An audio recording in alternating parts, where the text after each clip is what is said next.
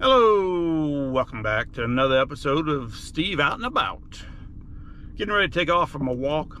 After I do that, I think I'm gonna run into Hopewell. It's just a couple of minutes across the bridge there. Take a look at historic City Point and Appomattox Manor. It's for me, it's a fascinating place. A lot of history, a lot of historical and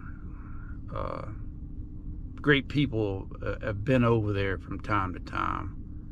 Lincoln and Grant, and had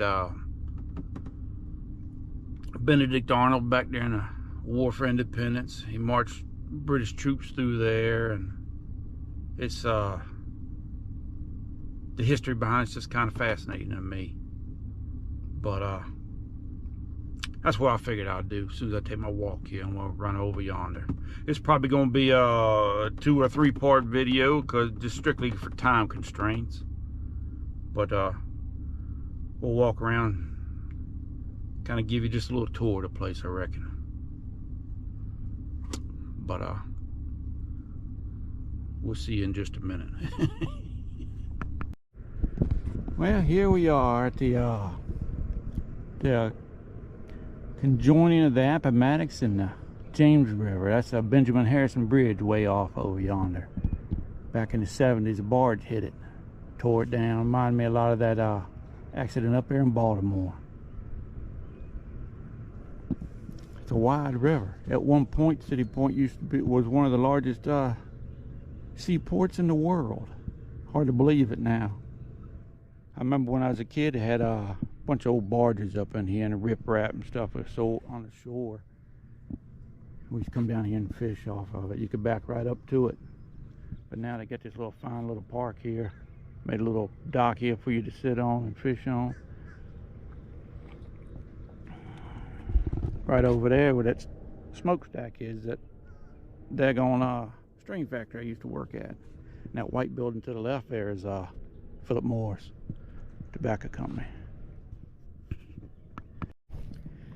I'm gonna pause it here for a little bit and let y'all get a good read of this here. Tells you about Captain John Smith's adventures on the James, just like when I was over at Dutch Gap. This here talks about it being a Yalta conference down here. It's where Lincoln and Grant and all his generals fought the war from, right up on the hill there.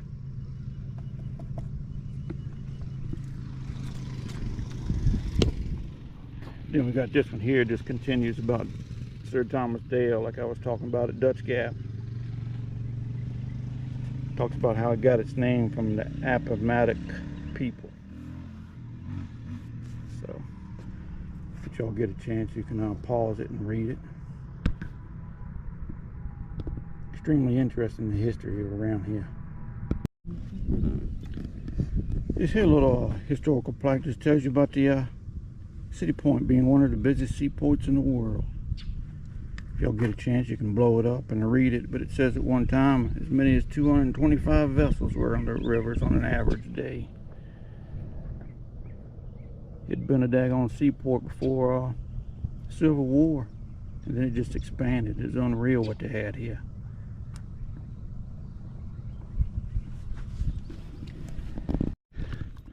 Now we're gonna walk up the hill to Appomattox Manor. You can see the old brick here on the road. They never covered up. We even got little ditch lines with it, built out of brick. If y'all get a chance, you might want to go to Savannah. They got a place down on the river there where the streets made out of ballast stones. Every time the ships would come in, they would unload their ballast, and that's what they made the roads out of. Interesting. We like to go down there. A lot of history. It's a nice place.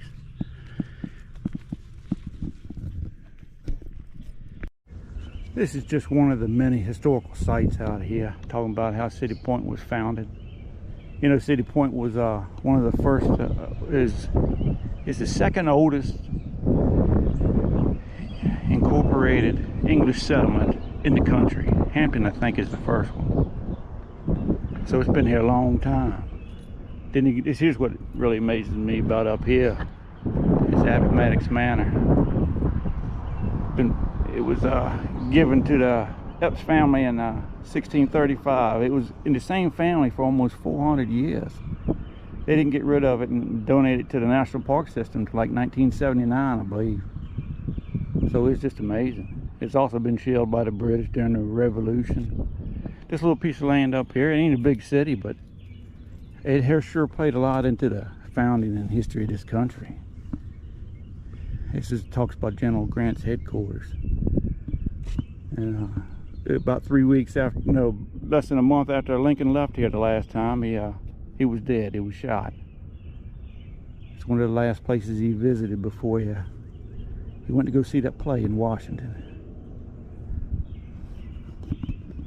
He lived on the daggone boat down on the stayed on a boat down on the river down the hill. And this is the view from the top of the bluff here at Appomattox Manor.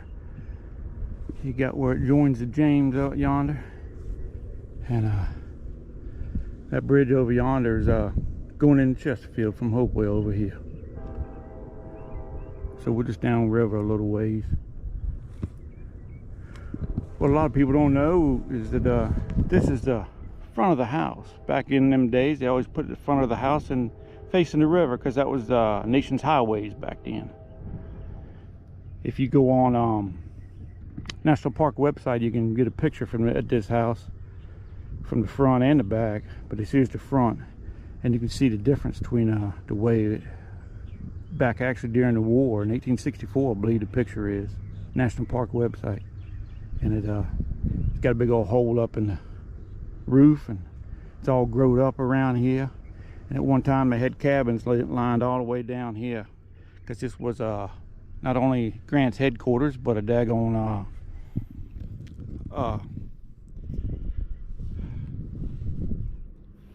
supply depot. And they had like 7 hospitals up here and thousands of men. It was just unreal.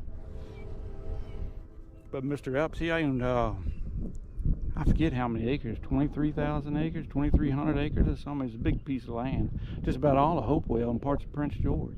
He even owned a place down there on the other side of that river there, or that bridge there, called Western Manor. I go over there fishing sometimes. But let's go over to see Grant's cabin.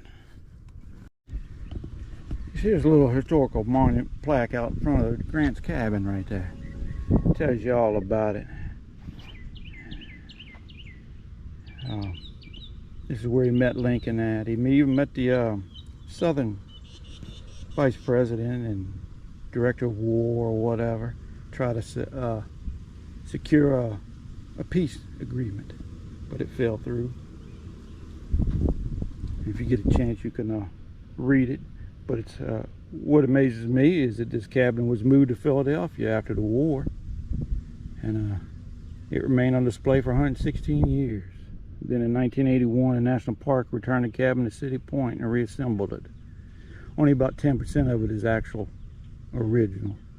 The few relics are on display.